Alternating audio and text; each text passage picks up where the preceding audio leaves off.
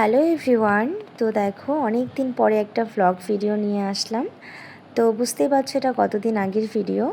এটা হচ্ছে আমি যখন আমার বান্ধবীর বাড়িতে ঘুরতে গেছিলাম ঠিক তখনকার ভিডিও। তো যাই হোক, আজ দেবো কাল দেবো করে তোমাদের সঙ্গে শেয়ার করা হয় না, তো আজকে ফাইনালি শেয়ার করছি। তো ফার্স্ট টাইম অনেকটা রাস্তা একা জার্নি করব। কিছুটা নার্ভাস, কিছুটা এক্সাইটেড, কিছুটা না অনেকটা এক্সাইটেড নিয়ে যাচ্ছি। যাই হোক, তো দেখো বাড়ির থেকে আমি টিফিন করে নিয়ে গেছিলাম ম্যাগি আর ডিম সেদ্ধ। তো সেটাই আমি ওকে খাওয়াচ্ছি মাঝপথে, কেননা ঘুরতে যাচ্ছি, বাইরের কিছু খাওয়াবো না সেটাই ভেবেছিলাম। বাইরের বলতে ট্রেনের কিছু খাওয়াবো না। তো আরও সঙ্গে কেক ছিল, বিস্কিট ছিল, অনেক কিছু ছিল। যাই হোক, তো এগুলো খাওয়ানোর আর প্রয়োজনই পড়েনি আমার। তো বাইরের দৃশ্যটাও কিছুটা দেখছে আর প্রচণ্ড এনজয় করে গেছে মেয়েটা। ভেবেছিলাম হয়তো ওর ভালো লাগবে না, এতটা জার্নি অসুবিধা হবে, কিন্তু কিচ্ছু না, ও পুরো রাস্তাটা খুব এনজয় করে গেছে। তো দেখো দেখতে দেখতে অনেকগুলো স্টেশন ছাড়িয়ে গেলাম, মানে নিজের শহরের থেকে দূরে যাচ্ছি আর ফ্রেন্ডের শহরের কাছে আসছি, খুব মজা লাগছে। তো দেখো আরেকটা জানালার ধারে বসে পুরো বাইরের দৃশ্য উপভোগ করছে। তো দেখো দেখতে থাকো তোমরা, তো যতটা পারবো তোমাদের সঙ্গে শেয়ার করব। তো শেয়ার করার অনেক কিছু ছিল, কিন্তু সব কিছু দিতে গিয়ে দেখি ভিডিওটা অনেকটা বড় হয়ে যাচ্ছে, সে কারণেই এত কিছু আর শেয়ার করলাম না। তো দেখো ফার্স্ট টাইম জার্নি করছি, অনেকটা নার্ভাস ছিলাম আমি, যেহেতু একা জার্নি করছি সঙ্গে বাচ্চা নিয়ে।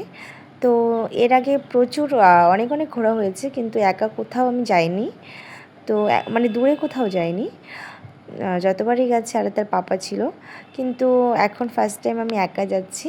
যাই হোক, তো কোনো অসুবিধা হয়নি আমার, আর বরঞ্চ আমার একটা এক্সপিরিয়েন্স হয়ে গেল যে আমি অনেকটা সাহস পেলাম। নেক্সট টাইম আমি আবার কোথাও যদি ভাবি যে আমি একা যাব, আমার কোনো অসুবিধা হবে না তাতে, মানে বাচ্চা নিয়ে আমি দেখলাম তো কোনো অসুবিধা হয়নি।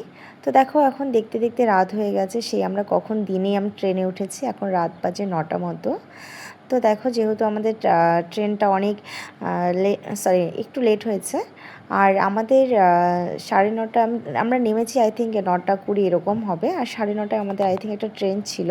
তো অনেক দিন হয়ে গেছে, আমিও নিজেও ভুলে গেছি, ঠিকমতো মনে পড়ছে না। তবে 9:30 মতো একটা ট্রেন ছিল, যে ট্রেনটা ক্যান্সেল হয়ে যায়। সে কারণে দেখো আমার বান্ধবীর যে হাজব্যান্ড সে আমাদেরকে নিতে এসেছিলো। আরও আমাদের একটা স্টেশন যেতে হবে, তো এতক্ষণ আমরা এখানে বসে থাকবো, তাই অনেকটা আগে চলে এসেছে, আর যাতে আমাদের কোনো অসুবিধা না হয় সেটাও। তো যাই হোক দেখো এখানে আমরা ফাইনালি যে ট্রেনটা আমাদের 9:30 ছিল সেটা তো ক্যান্সেল হয়ে গেছিলো। তারপরে দেখো রাত 11টার মতো একটা আমরা ট্রেন পেয়েছি, তো যেতে এখান থেকে বেশিটা সময় লাগবে না। তো দেখো একটু দূরে গিয়ে পরের স্টেশনেই আমরা নেমে যাব, তাও আধ ঘন্টা মতো লেগেছে, মাঝখানে আরও স্টেশন ছিল। যাই হোক, তো দেখো এখানে আরাধ্যা মানে এতটা রাস্তা যে চলে আসলো তবুও ঘুমানোর কোনো নাম নিচ্ছে না। তো ও কোথায় পড়ে গেছিলো সেগুলো আমাকে দেখাচ্ছে।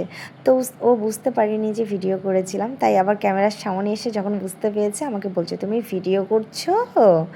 যাই হোক, তো দেখো ফাইনালি আমরা পৌঁছে গেছি, মানে এখন যে রাত কটা বাজে আমি নিজেও বলতে পারি না। তো এখান থেকে কিছুটা যেতে হবে। তো দেখো আমরা একদম সেফলি পৌঁছে গেছি, তোমাদের সঙ্গে পরে আবার অনেক কিছু শেয়ার করব। টাটা।